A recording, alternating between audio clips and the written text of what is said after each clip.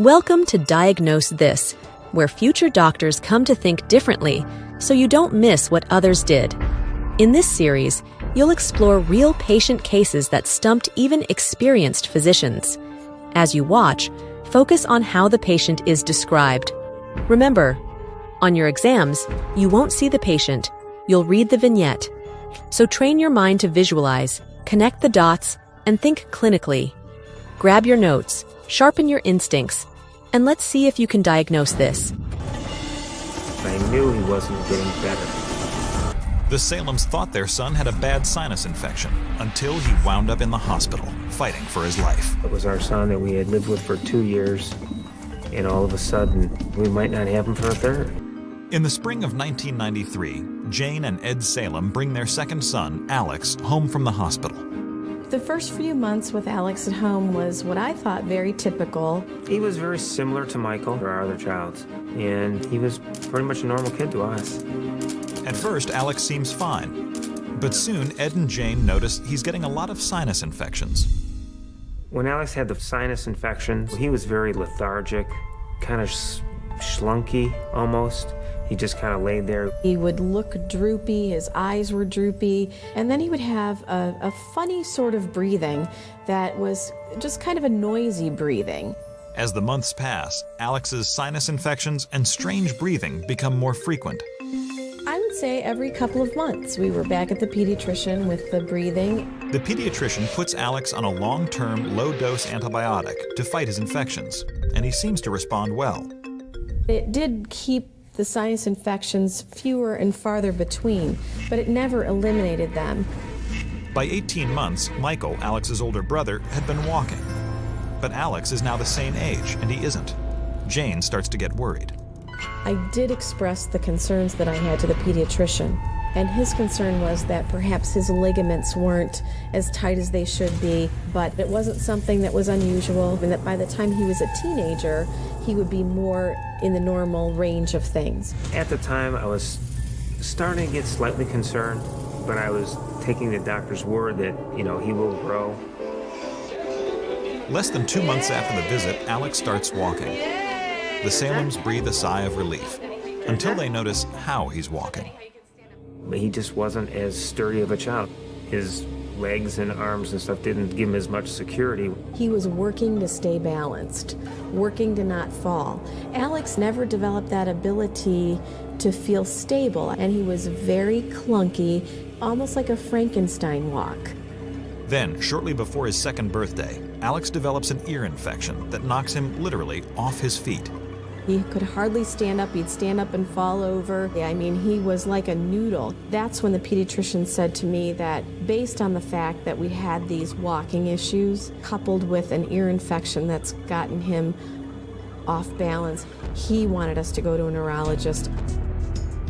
Scared of what the balance problems might mean, Jane and Ed take Alex to see a neurologist.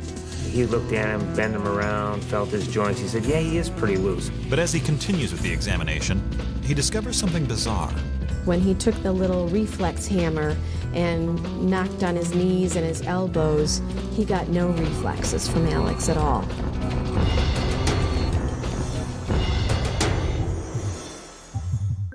The neurologist performs a test called an electromyogram to see if the electrical impulses in Alex's muscles are working properly by stimulating them with a low electrical current.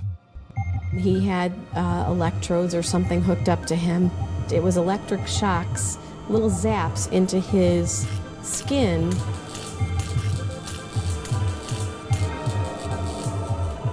And I remember just having a box of Kleenex next to me and just wiping tears away. It was heart-wrenching. The results of the EMG are perplexing. 2-year-old Alex has peripheral nerve damage in his arms and legs. Like static on a telephone line, peripheral nerve damage distorts and in some cases interrupts communication between the brain and the rest of the body. It could be an indication of injury, infection, or worse. The neurologist immediately orders an MRI of Alex's brain. I was most fearful that there was something wrong with his brain, a tumor, some kind of brain surgery that would have to happen. To everyone's relief, the MRI comes back clean. Alex's brain looks completely normal. But an otherwise healthy 2-year-old shouldn't have peripheral nerve damage. There had to be some underlying cause that he wanted to uncover. The neurologist sends Alex home and arranges for more testing. But before any more tests can be done, Alex develops another sinus infection, the worst one yet. Alex was put on an antibiotic. He was acting very sick, just kind of lethargic. His breathing was very bad. He looked very sickly. He had no energy. But this time around, the antibiotics are not helping. Within a day, Alex can barely move, and his breathing is labored. His breathing was horrible. I was really, really frightened. I felt like he could stop breathing any moment. Ed and Jane rush Alex to the ER. I was holding Alex. I was trying to calm him. I wanted to be able to hold him tight, calm him, give him CPR if I needed to. He clearly didn't have much energy. He was sleeping and difficult to arouse. When you did tests on him, for instance, to check the reflexes, his legs didn't move. We noted he was breathing quickly. Alex is hooked up to a glucose drip, and blood tests are ordered. When the tests come back, they reveal Alex's lactic acid levels are much too high. Lactic acid is an alternate energy source created by the metabolism in times of extreme exertion. Athletes experience high levels after competition, and it's the chemical that makes muscles ache after exercise. The body can run on lactic acid for short intervals, but over an extended period of time, the lack of a proper energy source can be disastrous to the brain. We don't know why he has the excess acid in his body. The longer that excess acid is there, the more concerned we are that it's going to lead to damage. Basically, from the time he came in, we're racing against time. 2-year-old Alex Salem is fighting for his life. He came into the ER just a few hours ago with what seemed like a bad sinus infection. But now doctors have discovered that the lactic acid in his body is at toxic levels, and they need to figure out why fast. He was breathing deep and short. Things were getting really bad for Alex. If his body keeps building up this lactic acid, this is not going to be good for the brain. One possible cause for Alex's high lactic acid is lack of oxygen.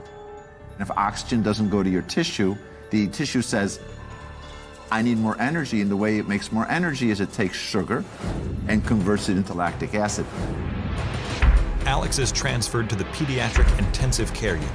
He is intubated and hooked up to a respirator so the doctors can regulate his oxygen intake.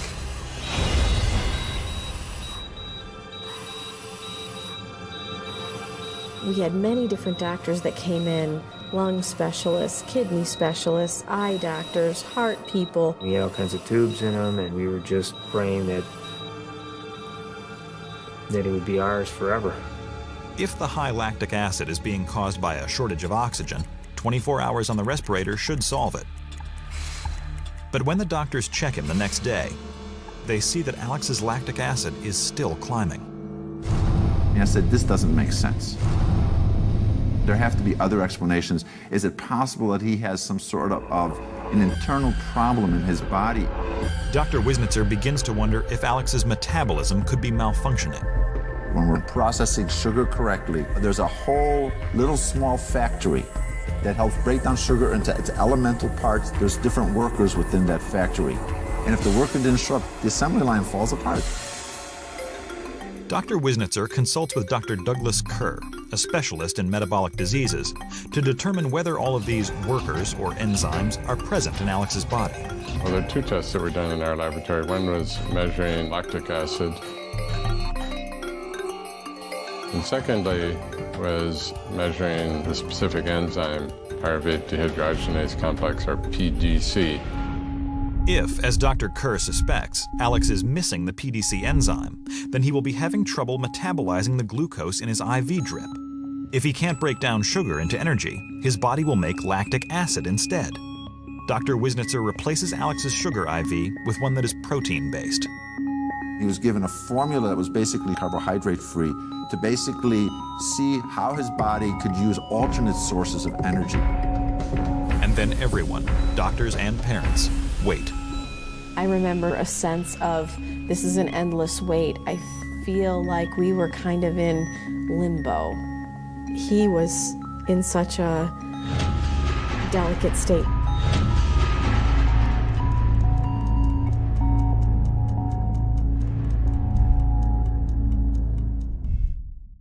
Finally, the results of Dr. Kerr's tests are back.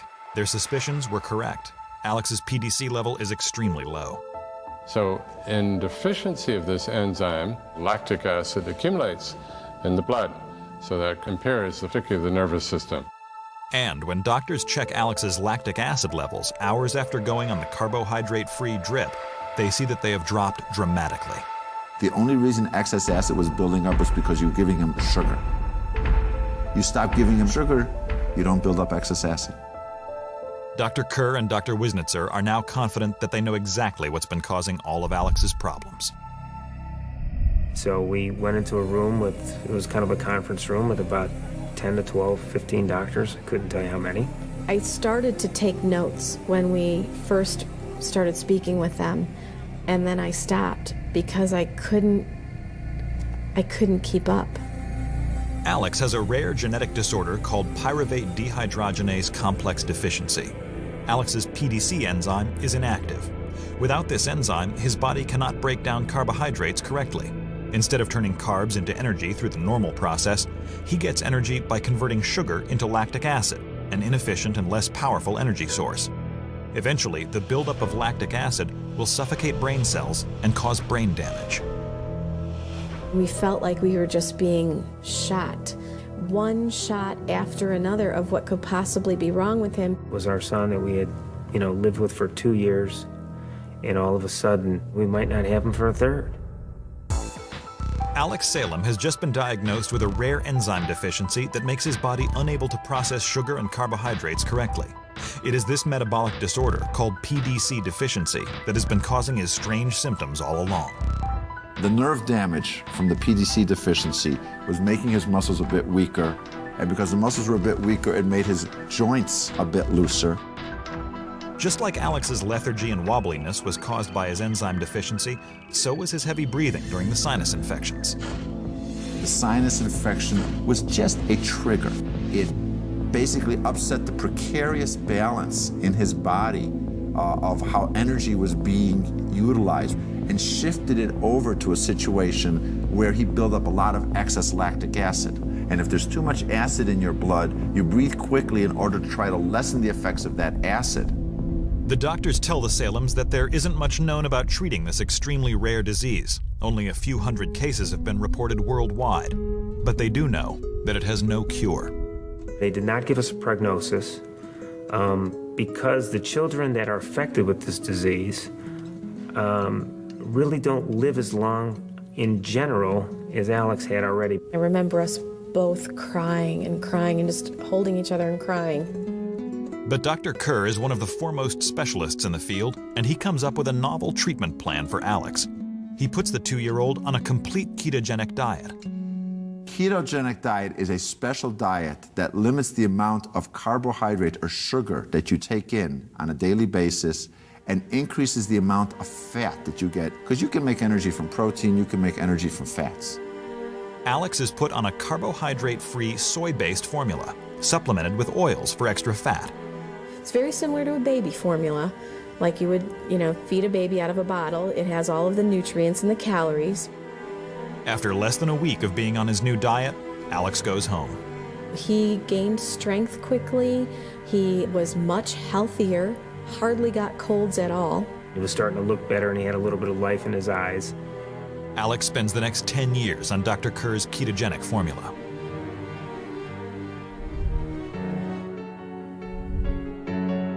Now 13, the carb-free diet has done wonders for him. He still struggles when he's congested with losing his speech for short periods of time, or we call it getting wobbly. But in looking at where he could be with this disease, he's doing very well. However, the peripheral nerve damage Alex suffered during his first 2 years of life is permanent. He has some mild motor problems in terms of when you watch him walk, it's not 100% normal, but functionally it is. That means that he can basically go do things that he wants to do on a day-to-day basis, and that's what I care about. He's able to act like a child. I play basically every sport in our backyard that's possible, and I just love playing sports. If Alex were to stray from the diet, the effects would be devastating. I would think the consequences would be most likely affecting his nervous system and possibly something affecting the brain directly, which could be seizures or further brain degeneration. But for such a deadly disorder, the Salems had to wonder why it couldn't be diagnosed earlier. Alex initially presents with basically a peripheral nerve problem. When x-rays were done of his brain looked perfectly normal. It's only when he had that sudden deterioration and then he showed up the excess acid in the blood that was present that basically opens people's eyes to say there was something more going on than that. Alex is pretty much writing the book as to what is potentially possible for people with this disease or on a long-term ketogenic diet. Many times people will ask us, how do you do that? How do you have a child on this special diet? How do you manage living with this every day? Isn't that difficult to cook differently? Look at his face. As his parent, my choice is to say this is too hard or this is difficult. I would walk on hot coals. It's not hard. It's for Alex. All right. How did you do? Drop a comment below and let us know. At what point did you first suspect the diagnosis? What were the key clues that tipped you off? If you didn't get it, don't worry. Even experienced physicians have missed these rare or tricky cases. Although they missed it, you won't. This is where future doctors come to think differently.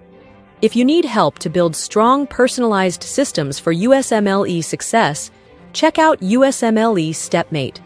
We've got the structure, support, and strategy you need to turn clinical clues into exam confidence. Like and be sure to subscribe if you'd like more content like this.